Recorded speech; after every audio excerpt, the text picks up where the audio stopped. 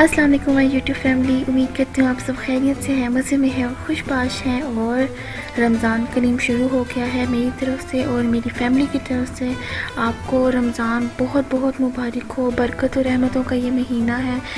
ज़्यादा से ज़्यादा इबादत करें अल्लाह ताला की और रोज़े रखें और जो ज़रूरतमंद हैं उनकी ज़रूरत को पूरा करें। ये बहुत ही मुबारक महीना है, दुआएं ज़्यादा से ज़्यादा करें। तो आज थी पहली इफ्तारी, तो मैंने सोचा क्यों ना मैं पहली इफ्तारी की व्लॉग बनाऊं। सिंपल से हमने इफ्तारी का सोचा था, लेकिन करते करते बहुत माशाल्लाह से अल्हम्दुलिल्लाह जो दस्तरखान था वो भर गया था अल्लाह की रिज़्क़ और बरकतों से। तो यहाँ पे कुछ पहले से ही फ्रूट घर में थे, तो मैंने उनको वॉश कर दिया यहाँ पर।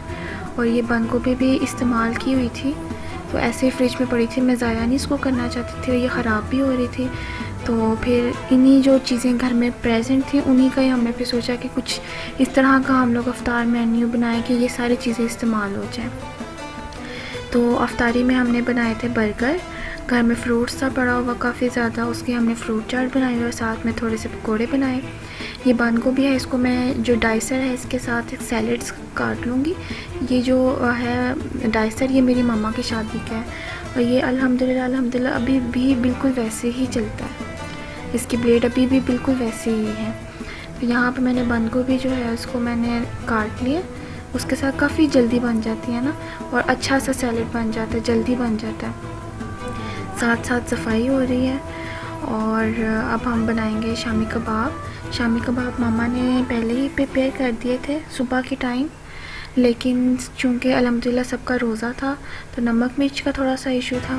तो यहाँ पे मैंने क्या किया कि जितने मुझे शामी कबाब के लिए बैटर चाहिए सिर्फ़ और सिर्फ मैंने उसके अंदर अंदाज़े से बिस्मिल्लाह वगैरह पढ़ के सारा कुछ अंदाज़े से इसके अंदर मैंने नमक, चाट मसाला और गरम मसाला शामिल किया था। और अल्हम्दुलिल्लाह रोज़े सबका रोज़ा था। मेरी हमेशा आदत है कि मैं खाना चख के पकाती हूँ। मैं नमक मिर्च जो है ना बार बार टेस्ट करती हूँ और फिर उसके अकॉर्डिंग मैंने कभी मैयर करके कभी नमक मिर्च नहीं डाली है। और अल्लाह का शुक्र है कि जो शामी कबाब थे उसके अंदर भी नमक मिर्च बिल्कुल ठीक थी। इसके अलावा जो फ्रूट चाट थी वो भी बिल्कुल ठीक बनी थी और जो पकोड़े थे उसके अंदर भी नमक मिर्च बिल्कुल ठीक थी, नॉर्मल थी, अच्छी थी। अब यहाँ पर जो है वो नमक मिर्च मैंने डाल ली और मैं ज़रा बड़े साइज़ के जो है शामी कबाब बना रही हूँ, नॉर्मल से थोड़ा सा ज़्यादा, क्योंकि मैंने बर्गर में इस्तेमाल करने उसके अंदर ज़रा शामी अच्छा यानी ज़्यादा क्वांटिटी में हो तो अच्छा लगता है, उसका टेस्ट ज़्यादा अच्छा होता है। तो यहाँ पर अब मैं अंडे के साथ डिप करके शामी को तो वो मैं अब बना लूँगी। और जो ये वीडियो है ये मैं 2x की बजाय 3x की बजाय 4x के ऊपर मैंने रखी हुई है, क्योंकि वीडियो बहुत लंबी थी। मैं कुछ काटना भी नहीं चाहती थी इसके अंदर से, मैंने यानी काफ़ी एक्स्ट्रा जो वीडियो थी वो मैंने काट ली थी वैसे, लेकिन मैं ज़्यादा नहीं काटना चाहती थी, इसलिए मैंने फिर इसकी ज़रा जो स्पीड है वो ज़्यादा कर ली ताकि मैं आपके साथ हर चीज़ शेयर कर सकूँ। तो यहाँ पर शामी कबाब जो है वो मैंने फ्राई करना शुरू कर दिए। और जो धनिया पुदीना था माशाल्लाह से हमारे जो बाहर गार्डन है वहाँ पे बहुत अच्छा धनिया लगा हुआ था और पुदीना लगा हुआ था, वहाँ से मैं फ़्रेश लेकर आई थी और उसकी मैंने चटनी बना ली थी। चटनी जो है वो मैं यहाँ पे ज़रा थिक रख रही हूँ, यानी कि धनिया पुदीने का जो चटनी मैंने बनाई थी उसकी कंसिस्टेंसी ज़्यादा है दही की बनिस्बत। और इसके अलावा इसके मैं नमक शामिल किया है। कंसिस्टेंसी इसलिए ज़्यादा है कि जो आप बर्गर बनाते हैं ना उसके अंदर फिर अगर हम पतला यानी दही की क्वांटिटी ज़्यादा और बाकी चीज़ों की क्वांटिटी कम रखें ना चटनी की, तो फिर उसका टेस्ट नहीं इतना अच्छा आता। इसलिए मैंने यहाँ पर जो है ना धनिया पुदीने की जो चटनी है उसकी क्वांटिटी ज़्यादा और दही की क्वांटिटी मैंने कम रखी है।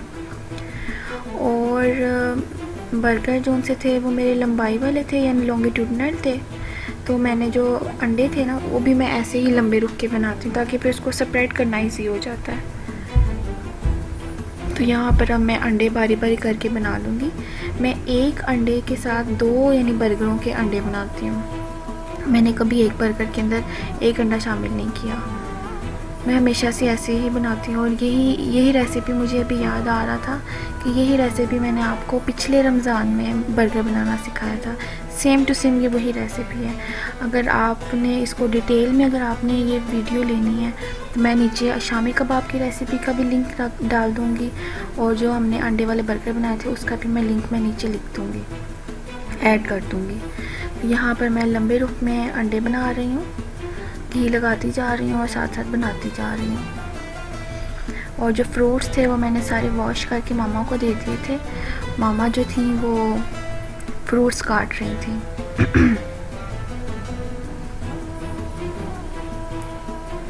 तो आप बताएं आपने इफ्तारी में क्या बनाया और आपकी पहली इफ्तारी कैसी थी। फ्रूट्स मामा ने यहाँ पर काट दिए हैं। फ्रूट्स में मैंने इस्तेमाल किया है एप्पल, बनाना, पाइनएप्पल है। इसके अलावा घर में कुछ मामलेट्स पड़े हुए थे, मैं वो काट रही हूँ और साथ में किशमिश शामिल कर दी है इसके अंदर। ये मैंने बाहर से कुछ भी हमने एक्स्ट्रा नहीं मंगवाया, जो भी घर में था हम वही जो है ना इस्तेमाल करके सारी चीज़ें हमने प्रिपेयर की हैं। ऑफ़ कोर्स महीने के शुरू में सौदे वगैरह तो आती हैं, तब चीज़ें थोड़ी सी मंगवा ली थी, लेकिन जो पूरा एहतमाम होता है वो नहीं किया। करना चाहिए, अच्छी बात है, बहुत अच्छी बात है, लेकिन डाइट का भी ख्याल रखना चाहिए। जहाँ तक मेरा ख्याल है उतनी चीज़ बनाएं जितनी आप खा सकते हैं, ज़ाया मत करें रिज़्क़ को अल्लाह के, और मियाना रवि से जो है ना रिज़्क़ का इस्तेमाल करें। और जो रमज़ान है वैसे भी ये रोज़े का मतलब ये नहीं है कि आप सारा दिन भूखे प्यासे रहें और अफ्तारियाँ खा के सो जाएं या अफ्तारियाँ खा के मूवीज़ और इस तरह की चीज़ें वगैरह देखें। अल्लाह ताला की इबादत भी करें और मुनासिब सी अफ्तारी बनाएं ताकि आपकी तबीयत बाद में ज़्यादा बोझल ना हो। पहली अफ्तारी थी तो इसलिए हमारा जो था थोड़ा सा एहतमाम था, हमने ये किया हुआ था, सारा अरेंज किया हुआ था इतना सा। लेकिन मेरी और मेरी मम्मा की ख्वाहिश बिल्कुल भी नहीं होती है कि हम इस तरह से अफ्तारियों की प्रिपरेशन करें। ऑफ़ कोर्स आप अपने रिश्तेदारों को घर में बुलाएं, आप उसके लिए प्रिपेयर करें, अच्छी अफ्तारी बनाएं, लेकिन हर रोज़ नहीं, हर रोज़ सेहत के लिए अच्छा नहीं होता। यहाँ पर मैंने बेसन लिया है, उसके अंदर मैंने नमक मिर्च शामिल की है, अजवाइन शामिल की है, ज़ीरा शामिल किया है, सूखा धनिया शामिल किया है, और जो चटनी मैंने पीसी थी धनिया पुदीने हरी मिर्चों की वो मैंने इसके अंदर शामिल की है। और बाद में इसके अंदर प्याज, आलू, हरी मिर्चें और पालक शामिल करके पकोड़े बना लेने हैं। यहाँ पे जो स्पंज है भाई ले आए थे, स्पंज घर में मौजूद नहीं थे, सिर्फ स्पंज बाहर से मंगवाए थे। तो ये मैंने काट लिए बीच में से, और अब इसको मैं सिर्फ और सिर्फ अंदर वाली साइड से जो है ना इसको मैं गरम करूँगी हल्का हल्का घी लगाकर। हल्का तो नहीं लग रहा है यहाँ पर, लेकिन मैंने हल्का लगाया था। यहाँ पे पता नहीं क्यों यूँ लग रहा है जैसे मैंने काफ़ी ज़्यादा घी डाला है, हालांकि मैं हल्का हल्का लगा रही थी क्योंकि मेरे पापा को कोलेस्ट्रॉल का आजकल इशू हुआ हुआ है। हालांकि उनका वेट बिल्कुल भी ज़्यादा नहीं है, बट आई डोंट नो कि उनका क्यों ऐसे हो गया है, इसलिए हम लोग ज़रा घी, ऑयल और इस तरह से चीज़ों से परहेज़ कर रहे हैं, ख़ास तौर पे वो। यहाँ पे मैं हल्का हल्का ऑयल लगाया है उसके अंदर। अब इसके अंदर मैं शामी रख रही हूँ, और शामी रखने के बाद हम इसके ऊपर थोड़ा सा चाट मसाला डालेंगे। चाट मसाला डालने से बहुत अच्छा जायका आता है। दूसरी साइड पर मैंने केचप डाल दिया है, सैलेड रखा है, खीरे हैं घर में, खीरों का इस्तेमाल कर लें, प्याज है, प्याज का इस्तेमाल कर लें। मेरे पास बंद गोभी पड़ी हुई थी, मैंने बंद गोभी का इस्तेमाल कर लिया। अंडा रखा है, चटनी डाली है, और जो बर्गर है वो हमारे तैयार है। ये वाले जो बर्गर थे मैंने पहले इसलिए बनाए थे 2, क्योंकि ये हमने नेबर्स में देने थे। रोज़े का मतलब अफ्तारी में शेयर किया करें, हर चीज़ जो भी बना रहे हैं वो थोड़ा थोड़ा शेयर करें, अच्छा लगता है, प्यारा लगता है और अल्लाह ताला भी खुश होता है। तो यहाँ पर हम लोग सिर्फ घर में 4 अफराद थे, तो मैंने फिर ज़रा जो बर्गर थे वो ज़्यादा प्रिपेयर कर लिए। दूसरी तरफ जो है वो पकोड़े डाल लिए हैं तेल के अंदर, और यहाँ पे मैं जो हूँ वो बर्गर प्रिपेयर कर रही हूँ।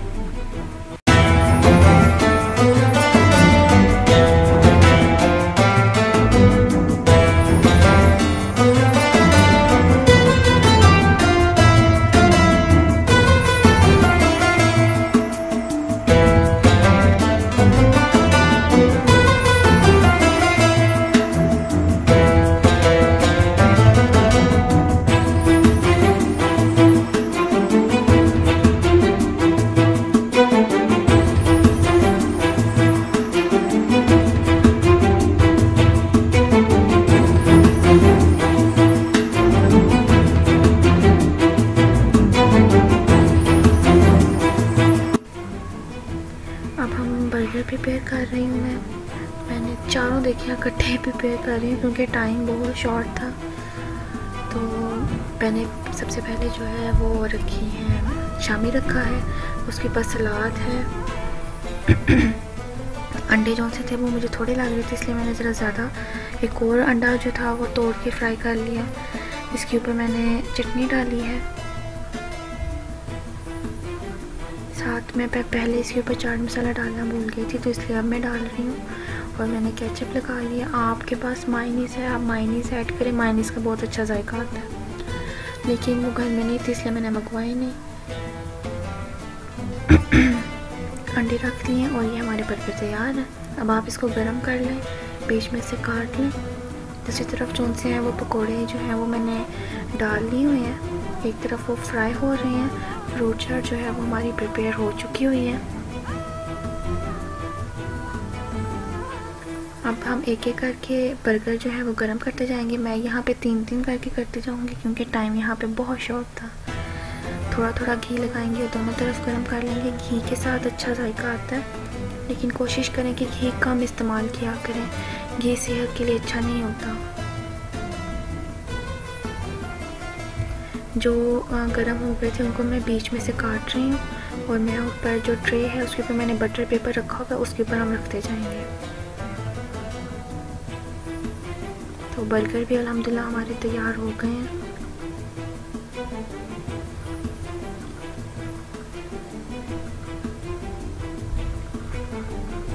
और दूसरी तरफ जो पकौड़े हैं वो भी हो रहे हैं। सफाई साथ साथ करते जाएं, चीज़ें साथ साथ संभालते जाएं क्योंकि फिर बाद में मुश्किल हो जाती है।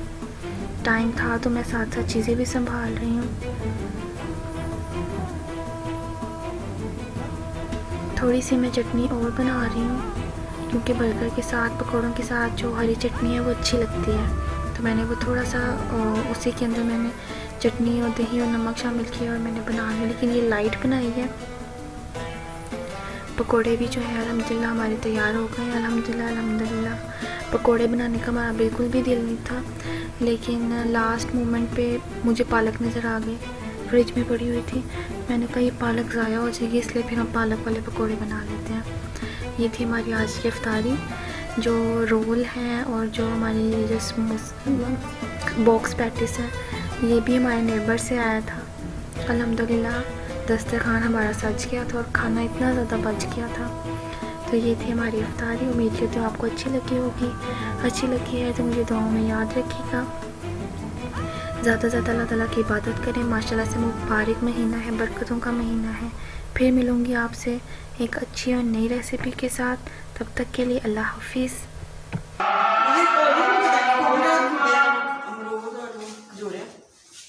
कोली हमारी